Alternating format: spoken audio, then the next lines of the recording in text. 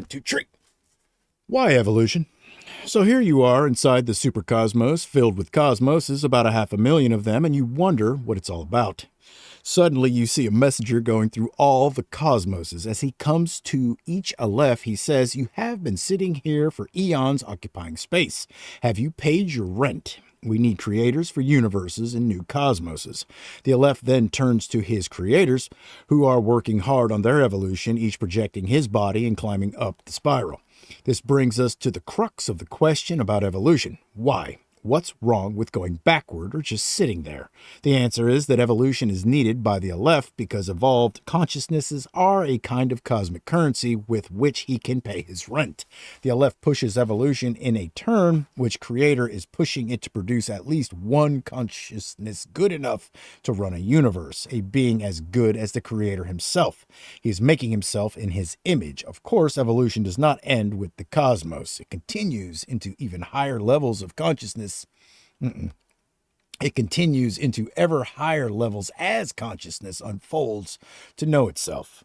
On the level of the cosmos, however, it is the Aleph that is responsible for evolution. The universe is a machine for the distillation of consciousness. When a creator runs his universe, it could be described as distilling a column of consciousness to raise it to a level equal to his own. Consciousness evolves, it leaves the primordial soup and gradually develops, and every now and then there is one individualized consciousness that is much better than the others. At some point, it begins to reflect. Maybe I belong to a large structure and can figure out how this whole thing works. Then it realizes I reflect the Creator. At that point, the Creator says, "Come here, I have chores for you to do." The whole system is designed so that the more a consciousness learns, the more responsibility it gets and the more troubles go with it because it has more to control. The coil of the universe in a cosmos is a coil of information because creators generate a lot of information as they evolve and learn. We can think of the coil as the DNA spiral of a cosmos. Those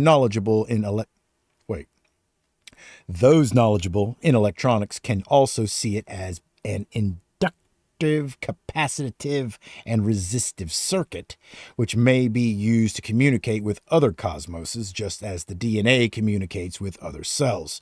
When the DNA of a cell replicates itself, it splits in half. The coil of the cosmos also splits in half. Each creator pays his real estate tax by creating his double. These doubles, in turn, are used by the Aleph to pay his rent by providing crews for new cosmoses, as he delivers the new 49 creators to the messenger. The evolution of Alephs starts at the center of the supercosmos. As their level of consciousness rises, they move up towards the surface. Our universe is located in a cosmos 2/3 of the way up in a supercosmos. That position should make us feel better about being in a universe at the bottom of the spiral of our cosmos.